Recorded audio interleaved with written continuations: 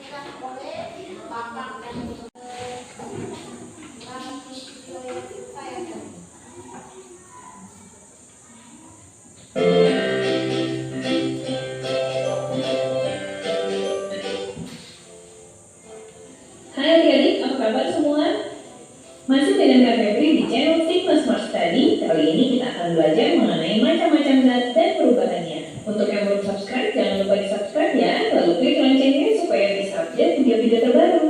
Yuk kita mulai belajar. Apa itu zat? Zat atau materi adalah semua benda yang menempati ruang. Lalu zat sendiri terbagi menjadi 3 macam, yaitu zat cair, padat, dan gas.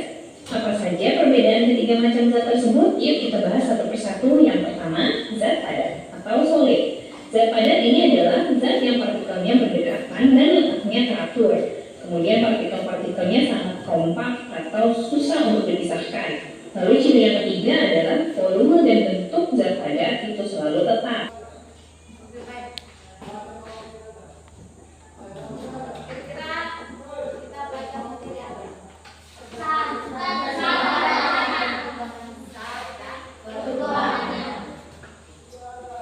Tadi kamu nonton video itu secara keseluruhan sampai di senyawa untuk hari ini itu tujuannya peserta ini dapat menjelaskan perbedaan keadaan partikel dalam satu padat, cair, dan gas. Dan kamu hanya bedakan partikel menyusun pada satu cair, padat, dan gas. Yang lain-lainnya itu nanti pertemuan berikutnya. Untuk kalau di lanjutnya kamu dalam kelompok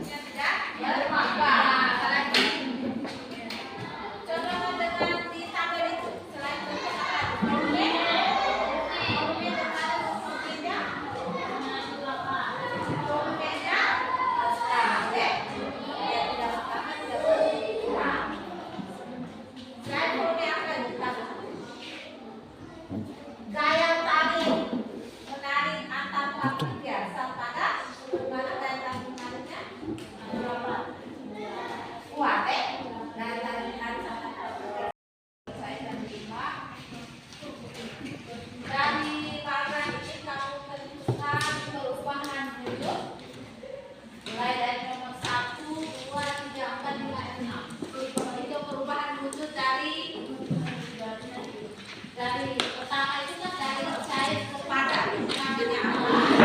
Yang kedua padat ke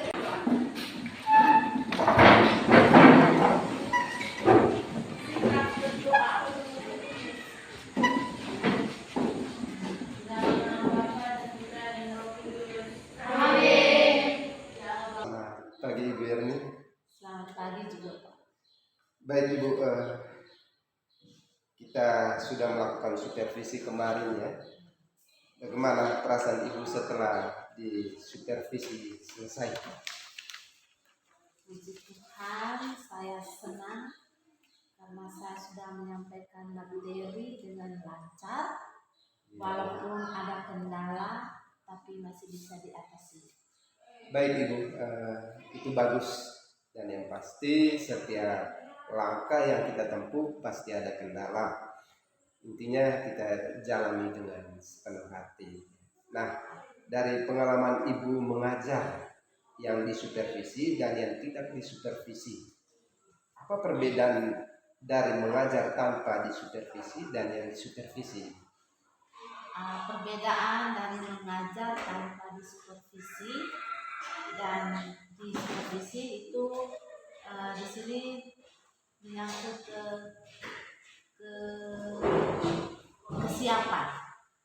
Kalau tanpa disupervisi kita tidak ada persiapan. Kalau di supervisi itu ada persiapan dan ada pra observasi.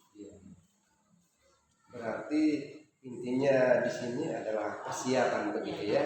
Saat di supervisi kita mempersiapkan segala sesuatunya karena mungkin dilihat atau dinilai oleh supervisor begitu. Nah, dari persiapan pelaksanaan di kelas saat di supervisi, ada tidak kendala yang Ibu rasakan? Ada kendala di sini yaitu berkaitan dengan waktu, keterbatasan waktu. Baik ya, sepertinya yang menjadi kendala utama di sini adalah waktu ya, waktu yang singkat sehingga membuat Ibu juga kurang maksimal untuk menjalankan semua yang sudah direncanakan. Tapi dengan strategi Ibu mempersingkat waktu tadi, bisa melaksanakannya dengan baik ya. Baik Ibu, ada pertanyaan lagi. Dari supervisi yang sudah dijalankan kemarin itu, ada tidak rancangan atau rencana tindak lanjut untuk kedepannya seperti apa? Ada. Saya akan mencoba menggunakan cara-cara yang lain atau metode yang lain yang lebih menarik supaya peserta didik lebih memahami materi-materi yang diberikan. Berarti Ibu punya rencana untuk menggunakan cara-cara atau metode yang lain gitu ya, untuk bisa menarik minat murid dalam hal proses pembelajaran. Selain itu juga supaya murid tidak merasa bosan, dan yang paling penting supaya pembelajaran itu menyenangkan bagi murid ya. Baik Ibu, luar biasa, kita sampai pada penghujung diskusi ini. Harapannya semoga rencana kedepannya bisa dijalankan dengan baik. Terima kasih banyak. Supervisi kita sudah sampai di sini. Salam sehat, tetap semangat buat Ibu. Terima kasih Pak. Tetap semangat.